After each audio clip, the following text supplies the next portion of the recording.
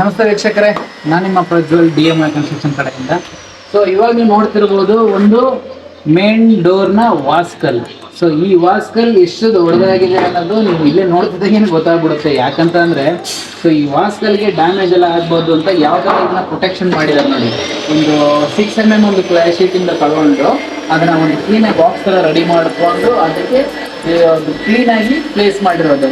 So ಇದರಲ್ಲಿ ಏನಾಗುತ್ತಂದ್ರೆ ಈ ವಾಸ್ಕಲ್ ಮೇಲೆ ಬಟನ್ಗಳನ್ನ ಶಿಫ್ಟ್ ಮಾಡಿದಾಗ ಮತ್ತೆ ನಡೆದಾಡ್ಕೊಂಡು ಹೋದಾಗ ಮಾಡಿದ ಸ್ಕ್ರಾಚಸ್ಗಳಾಗೋದು, ಡ್ಯಾಮೇಜಸ್ಗಳಾಗೋದು ಇವುಗಳನ್ನೆಲ್ಲ ಅವಾಯ್ಡ್ ಮಾಡ್ತಾರೆ. ಯಾಕಂದ್ರೆ ತುಂಬ ಕಾಸ್ಟ್ಲಿ ಇರುತ್ತೆ ವಾಸ್ಕಲ್ಗಳೆಲ್ಲ, ಟೀ ಕೋಡ್ಗಳೆಲ್ಲ. ಸೊ ಹೀಗಾಗಿ ಈ ವಾಸ್ಕಲ್ ಡ್ಯಾಮೇಜ್ ಆಯಿತು ಮಾಡೋದು ಅಂದರೆ ಅದು ಸುಮ್ಮನೆ ಚೆನ್ನಾಗಿ ಕಾಣಿಸಲ್ಲ, ಲುಕ್ ಎಲ್ಲ ಹಾಳಾಗ್ತದೆ. ಸೊ ಈ ರೀಸನ್ಗೋಸ್ಕರ ಈ ಥರ ಮಾಡ್ತಾರೆ. ಸೊ ಈ ವಾಸ್ಕಲ್ ಥಿಕ್ನೆಸ್ ನೋಡ್ಬೋದು, ಅಬ್ಸರ್ವ್ ಮಾಡಿ ಇದೆ.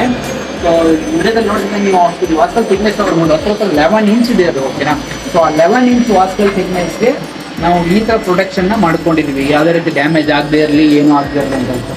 ಸೊ ಇನ್ನೊಂದು ಜೊತೆಗೆ ನಾನು ಕೆಳಗಡೆ ಫ್ರೇಮ್ ಈ ಬಾಕ್ಸ್ ಥರ ಮಾಡಿಸಿಲ್ಲ. ಸೊ ಬಾಕ್ಸ್ ಥರ ಮಾಡಿಸಿದೆ ಯಾಕಂದರೆ ಈ ನಡೆದಾಡ್ಕೊಂಡು ಹೋಗ್ಬೇಕಾದ್ರೆ ಮಾಡೋದು ಕಾಲಿಗೆಲ್ಲ ಟಚ್ ಆಗುತ್ತೆ. ಸೊ ಆ ರೀಸನ್ಗೋಸ್ಕರ ನಾನು ಇಲ್ಲಿ ಒಂದು ಏನು ಮಾಡಿದೆ ಅಂದರೆ M-ಸ್ಯಾಂಡ್ದು ಸಿಮೆಂಟ್ ಖಾಲಿ ಉಳ್ಕೊಂಡಿರೋ ಬ್ಯಾಗ್ಗಳಲ್ಲೆಲ್ಲ M-ಸ್ಯಾಂಡ್ನ ಫಿಲ್ ಮಾಡಿಕೊಂಡು ಪ್ರಾಪರ್ ಅದ್ರ ಮೇಲೆ ಪ್ಲೇಸ್ ಮಾಡಿಸ್ಬಿಟ್ಟಿದ್ದೀನಿ. ಸೊ ಇದ್ರ ಮೇಲೆ ನೀವು ನಡ್ಕೊಂಡು ಹೋಗೋದಾಗ್ಲಿ, ಇಲ್ಲ ಒಂದು tile shifting, granite shifting, marble shifting ಏನೇ ಮಾಡಬೇಕಾದ್ರೂ ಕೂಡ ಲೇಬರ್ ಸೆಂಡ್ ಮಾಡ್ಕೊಂಡು ಅದ್ರ ಮೇಲೆ ಇಕ್ತಾರೆ. ಆಬ್ವಿಯಸ್ಲಿ ವೇಟ್ ಜಾಸ್ತಿ ಆದ ಇಕ್ತಾರೆ.